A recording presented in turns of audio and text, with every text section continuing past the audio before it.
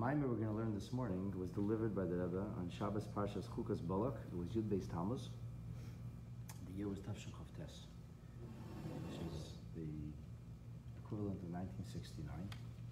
This Mamar was later edited by the Rabbi and released in the year 1991. Vidaber Hashem el Moshe Gomer. God speaks to Moses. This is how the parsha opens. Zos Chukas Hatorah. This is the statute of the Torah, etc. And then the Torah goes on to say, that they will take for you, paro, or bring to you, paro aduma, a red heifer, gomer, etc.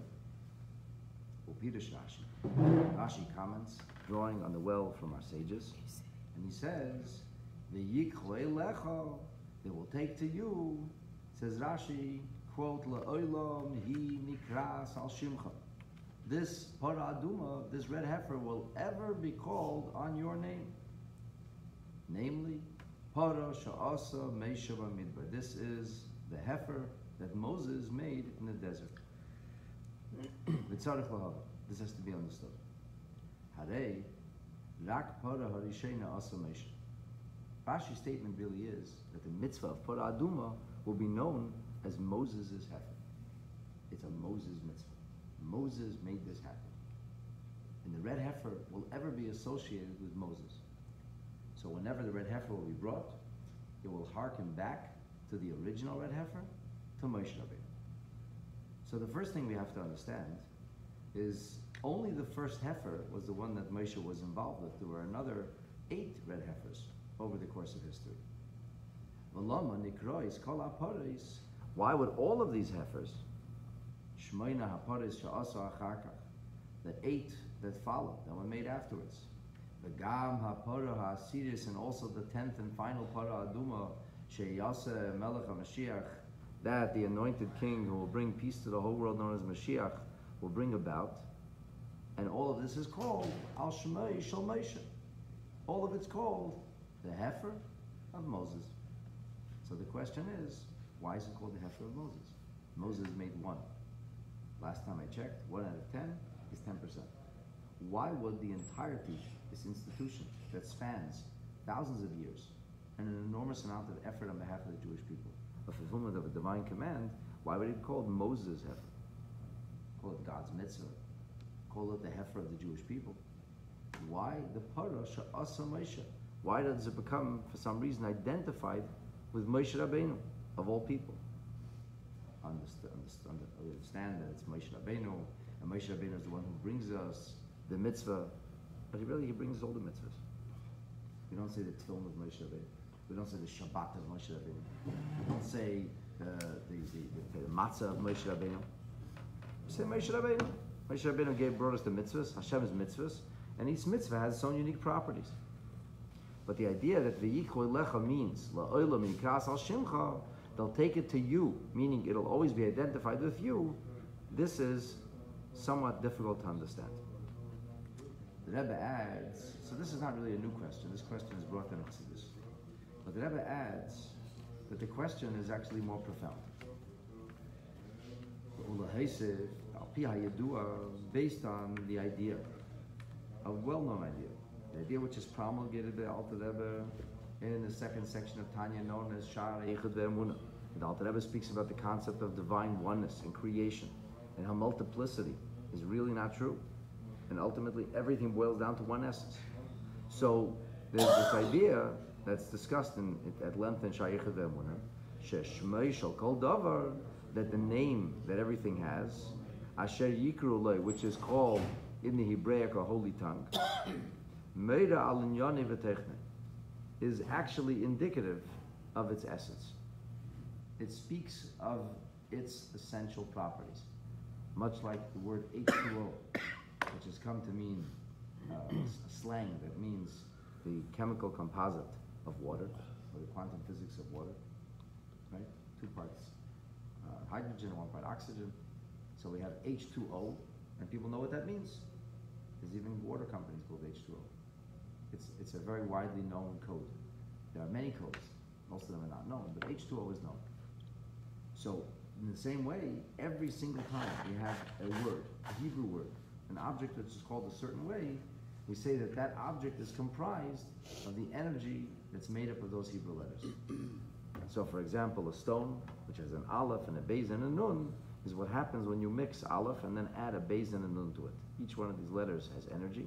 When you mix those letters together with an aleph first, you end up with stone material. And if you put an ayin and then a tzaddik, you'll end up with wood, and so on and so forth. So if it's a name, a Torah name, it's not just an arbitrary label. So let's call it one thing, let's call it the other thing. What difference does it make? But in Hebrew, from a Torah perspective, if it has a Torah name, then that's what it is. Its name is the thing itself. And here we're calling it the Torah of Moshe Rabbeinu. So it's moving, it's understood. The Zesha Kol HaPoros Nikrais Al Shmei Shel Moshe. If all of these Paras Hadumas, if all these mitzvahs are somehow linked to the name of Moshe, it must be Lefi Shezeh, because this connection to Moshe Rabbeinu, who in Yonim V'Teichnam, it's not a historical curio. It's not, it just so happens to be that Moshe Rabbeinu brought us this mitzvah. I mean, Moshe Rabbeinu was the one who brought us all the mitzvahs. There are no other mitzvahs outside of Moshe Rabbeinu's Torah. Torah's Moshe, the 5 books of Moses, contain 613 mitzvahs, and there is no 615 or 14. And one of the simplest ways we can identify a charlatan from a real prophet is if he starts to subtract from the mitzvahs of Moshe or add to the mitzvahs of Moshe, like some very famous Jews, deviant Jews did. They came along and they said, oh, I have spiritual teachings. I said, really? Yeah. And we're going to subtract this mitzvah and add that mitzvah. Throw them out. Goodbye, Charlie. Nobody to discuss, nothing to talk about. Why? Because deviated from the mitzvahs of Moshe. So to say that a particular mitzvah is linked to Moshe Rabbeinu is a rather odd thing to say. All the mitzvahs are linked to Moshe Rabbeinu. And yet, here we seem to emphasize that it's the Torah, shenikras al shmei shel Moshe. The Torah Aduma is linked to the point, not only linked to Moshe, but it's called the Torah. It's called the Heifer of Moshe. When after all, what's the special connection between Moshe Rabbeinu and the Torah Aduma? So that really has to be understood, especially in view of how we see a Hebrew name, a Torah name. This requires then even greater commentary, clarification, elucidation. Why is it Shahaporos Nikrais Al Shmei Shel Moshe? Harei, let's get real now. Who makes the paraduma? Who makes the paraduma? The priest. That's correct. Harei Asiyas HaParos Hoisa Al Yedei HaKoyanim. The Koyanim make the paraduma. In other words, even the first paraduma. It's like Moshe Rabbeinu made the first one, and afterwards the Kohanim make it. It's not true. The Kohanim made all the paras hadumas. Even the first part was made al yedei Elazar HaKoyen. God actually told Moshe which Kohen should make the first one. It wasn't Moses. So what is the meaning of Parasha Asa Moshe? It means l'chayra shenasa al pi hira oisa v'tzivuya. It means it was made by virtue of his guidance. Moshe Rabbeinu told us what to do. Okay, so Moshe Rabbeinu told us what to do. But then again, he told us what to do in general. All mitzvahs, Moshe told us what to do. And the Rebbe points out in a footnote that the 10th paraduma will be made by Melech HaMashiach. But really, Melech HaMashiach is not a Kohen. He comes from the house of David HaMelech. So he's from the tribe of Judah. So why is it called HaPorah Sheyaseh HaMelech HaMashiach? The Porah that will be made through Melech HaMashiach. The answer is, Melech HaMashiach will be the one to give the instructions about making the paraduma. So if Moshe Rabbeinu merely gives instructions, doesn't actually make the paraduma, what then is the special connection between Moshe? So much so pronounced, so profound is this connection, Shenikra Yisrael Shmei, that it's called by the name of Moshe. So this is the question that the Mamar opens with. The thing is like this. The Isa b'Likutei Torah we learn in Likutei Torah. Da'atam al zeh, that the reason. Shepara aduma nemar Zos Chukas Hatorah. With regard to the paraduma, it says, this is the statute of the Torah. So this is another question, a different question being addressed. It's Zos Chukas Hatorah, this is the statute of the Torah. It should have said this is the statute of the Torah. But the statute of the Torah. The statute of the Torah somehow indicates that this is the be-all and end-all when it comes to statute of the Torah, this is it. So why does it speak of it in that way? And the answer is, Lefi says the Alter Rebbe, She mitzvahs para aduma iklolas haTorah. And Chokut HaTorah, the Alter Rebbe explains that the para aduma becomes a paradigm for the entirety of the Torah. If you want to understand Torah, Torah can be summed up in the form of the para aduma, in the person of the, in the personification of the para aduma. That's the Torah itself. How and why is this? So we'll get to that in a moment. But therefore, if we are to say that Zos Chukas Hatorah, that the para aduma becomes the archetypal paradigm of what Torah is, well, then it makes sense that we should attach this to Moshe Rabbeinu, because the Torah itself is called Al Shmoi Shel Moshe. The Torah itself bears the name of Moses, Kamesha Kosov, like the final collection of prophecies, known as the Book of Malachi. Near the end, the prophet says, Zichru Torahs Moshe Av. Remember the Torah of Moses' servant. He doesn't say remember God's Torah. He says remember Moses' Torah. So if he says Moses' Torah, that means that the Torah itself is identified with the person of Moshe Rabbeinu. It's the Torah of Moshe. Well, if it's the Torah of Moshe, if we identify Torah with Moshe, it makes sense to say that the Para Aduma should also be Nikras al Shmoi Shel Moshe. Why? Because if the Para Aduma represents the entirety of the Torah, and the Torah itself is called by Moshe, it has the name of Moshe Rabbeinu attached to it. So if Moshe Rabbeinu's name is attached to the whole Torah, and the Chukah of the Para is not the Chukah of the Para, but rather Chukas Hatorah, then it makes sense that Chukas Hatorah should also be attached with Moshe Rabbeinu. The Rebbe adds, this kernel of Torah explanation is lifted from Likkut HaTorah, from Alter Rebbe. The Rebbe adds that it would seem reasonable to say that when it says in the Likkut HaTorah, the mitzvah of Para Aduma represents Klolos HaTorah, when the Alter Rebbe says that Para Aduma represents the overarching plurality, the generality of Torah, Hakavana u'be'ikar laha-mitzvahs HaTorah. It makes sense to say that we refer here not to the teachings of Torah, but rather to the instructions of Torah. We know that Torah contains many instructions, specific things that have to be done, the mitzvahs of the Torah, and then there is the teachings of Torah. Not all the teachings of Torah are actually boiled into mitzvahs or specific instructions. There are insights, there are inspiration, there's overarching wisdom. Not everything is specifically speaking an actual instruction. So when we say that Zos Chukas Hatorah, that the Torah represents the whole Torah, the Torah is not a thing of wisdom. In fact, the Torah is the mitzvah that we can't understand at all. The Torah is the paradigm of a mitzvah that boggles the mind. In fact, the Torah contains seeming contradictions, irreconcilable contradictions. On one hand, we say that the Para Aduma is an object of cleanliness. It's an agent that can clean. It's an agent that can purify. Very powerful soap, for lack of a better terminology, in the spiritual sense, of course. On the other hand, we say that the Para Aduma is a source of profound ritual impurity. Just coming in contact with the ashes of the Para Aduma bring about ritual impurity. Okay, make up your mind. This is either cleansing material, or this is material that is toxic and makes you dirty. So the urban legend is that the person who sprinkled the water gets tummy. But that is just an urban legend. It contradicts Rashi's open commentary on the Parsha and Rambam Mishnah Torah's open halacha. It's very clear that's not the case. Why does it say that the one who sprinkles becomes tummy? Both Rashi and Rambam tell us that's because it has to be enough Para Aduma water to sprinkle in order for it to make you tummy. A speck of Para Aduma dust will not make you tummy. But this is the archetypal paradigm of a mitzvah we can't understand. It's rife with contradiction.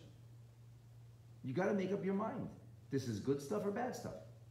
This is cleanliness or the opposite. Purity or impurity. Tumah or tara. There's a special kind of tumah. There are 15 forms of ritual impurity, 15 forms of tumah. One of the forms is, you guessed it, May Nida. The sprinkling waters, the flowing waters. That's one of the forms of ritual impurity. So you can't tell me that Parah Adumah represents wisdom.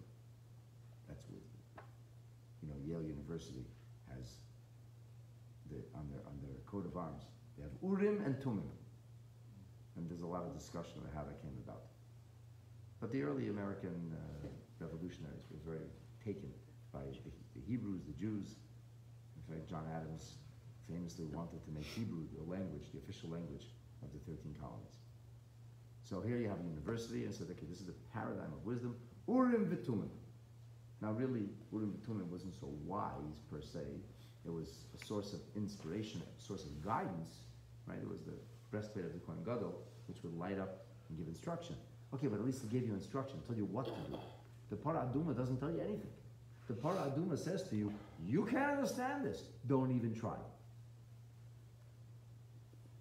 With regard to the Parah Adumah, we have a famous Medrash Tanchuma, in which Rabbi Yitzchak says, Echkama, Shlomo Melech said, I'm very wise, but this one, the Choyka Mimeni, is very funny.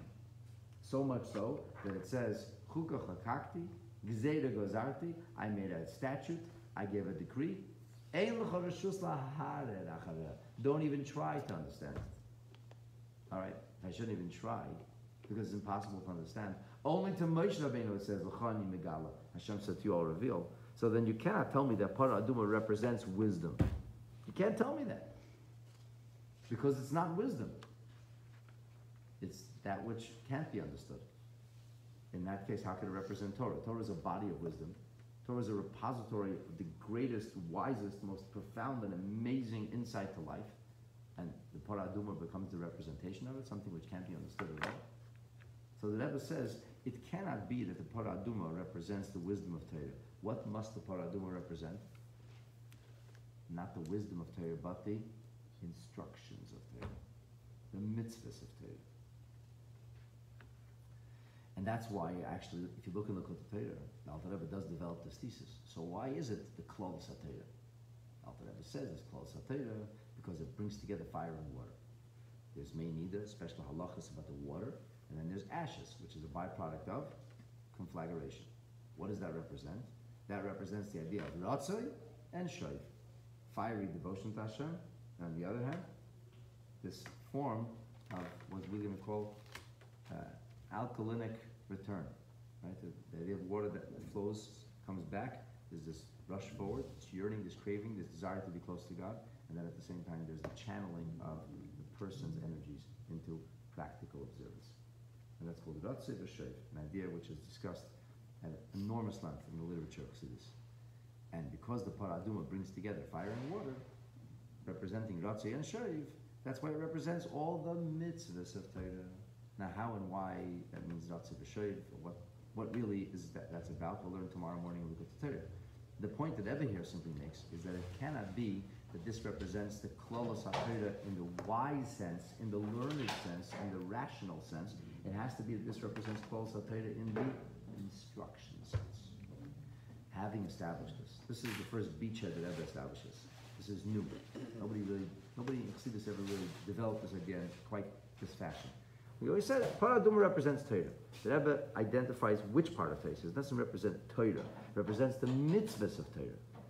Now, once we establish this principle, that Parah Adumah represents not the Torah, but the mitzvahs of Torah, now we'll be able to answer the question that started off in the Mamar, so why is it connected to Moshe?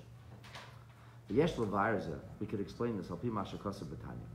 The Rebbe says, the Alter Rebbe, in the 25th chapter of Tanya, asks and answers a question. He says, why is it that Moshe Rabbeinu instructed to the generation that would go into the land of Israel, the first generation, he said, you must read the Shema twice daily. And that's L'kabel Malchus Shamayim, to accept upon yourself the dominion of heaven, b'mesiras nefesh, to the point of absolute, utter self-devotion, absolute commitment to God, to the point of sacrifice. And the question is, 1 second, there was no Mesiras Nefesh when they came into Israel. Mesiras Nefesh means that your devotion, your love, the loyalty to God is so deep, so profound, so important that you're ready to spend your life on it. If it costs my life, I spend my life. I spend everything on this. That's how important it is to me. Well, if that's how important it is to you, wow, that's impressive. You're a Baal Mesiras Nefesh. this mitzvah is so important to you, you're ready to pay any price for it. But the Jews who came into the desert didn't have to pay any price. It says, Hashem said that your enemy will be filled with fear and terror, and they won't be able to rise against you. Nobody had to risk their lives. Nobody had to give their life for the cause. Mesiras Nefesh means willingness to give your life for that which is very dear to you for the cause. Jews coming into Israel didn't have to pay a price. We've been paying prices ever since. But that first generation going into Israel, no price to pay. There was God paving the way. So why did you have to emphasize Mesiras Nefesh when we first went into the land of Israel? And the Alter Rebbe answers that question. He says that's for Bnei Shekiyam HaTorah mitzvahs tolei b'zechiras inyan Mesiras Nefesh. Do you want to fulfill mitzvahs properly? Do you want to be a person who actually becomes a vehicle for the expression of God's will here on earth? Do you want that? Then remember, there's always a commitment and devotion that has to be larger than life itself. You have to remember Mesiras Nefesh. That's what Moshe Rabbeinu meant to say. And the way the Alter Rebbe explains it in the 25th chapter of Tanya, which is really so foundational, that the Rebbe once instructed that a chassan learns this on the day of his wedding, to remind himself that regardless of what happens, our commitment to Yiddishkeit has to be unshakable. It means that if I don't want to do A, B, and C, I'm going to do it anyway. Why? Because God wants me to do those things. So I really get uncomfortable. People use the word Mesiras Nefesh these days. Sacrifice. Who has sacrifice? You know, we knew of generations that had sacrifice. We had sacrifice. But really, to get up this morning could have been a sacrifice for you. Nobody's going to bother you if you sleep until 9. But you got up. Why? Because I'm a Yid. Because it's the right thing to do. Because I should learn Torah. Because if I learn Torah, and then I'll start my Erev Shabbos right. My Shabbos will go right. Okay, so what made you do that? Maybe do this. I want to do what's right. So I was ready to sacrifice something that I wanted to do, namely to sleep in, because I'm going to do something which is good and holy. So that's Mesiras Nefesh. And at any time in a person's life, you're faced with a mitzvah, and almost invariably, there'll be something you want to do more than doing that mitzvah. There's always something that's more fun. You're never going to convince me that the most fun you ever could have had, the most fantastic, phenomenal way to the mitzvah. That's what I was hoping for. In fact, everybody's breaking the doors down to do mitzvahs. Not really. And even if you like mitzvahs and they resonate with you, there's always things you like more. Even if you like lighting Shabbat candles, it's still more fun to watch The Simpsons or whatever else that people like to do. So if somebody says, The Simpsons are playing, the football game is on, I don't know. I have tickets to the baseball game. It's Shabbos. Yeah, it's Shabbos. You'll go to shul tomorrow. The Blue Jays.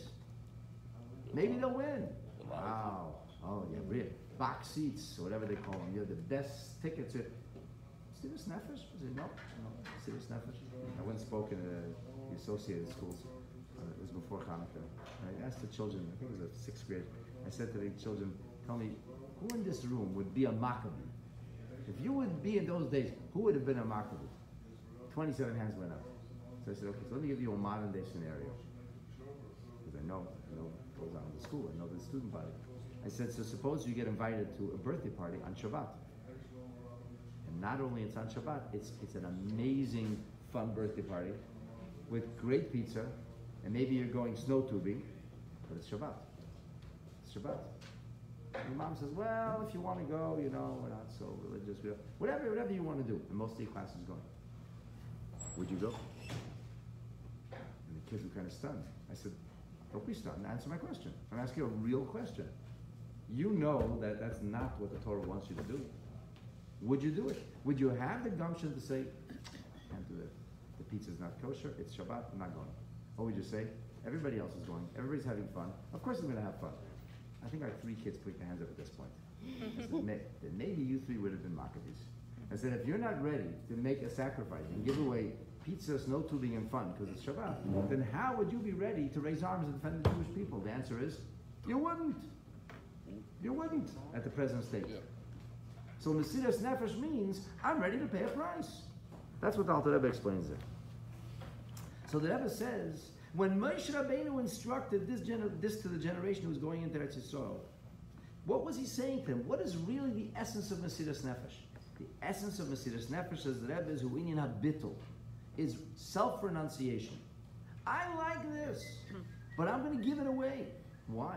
Because it's not what Hashem wants. So I'm going to do what Hashem wants, not what I want. That's bittul. That means putting yourself aside. Because a person is a self-contained entity, we are not by nature bittul. We are not by nature, it's okay.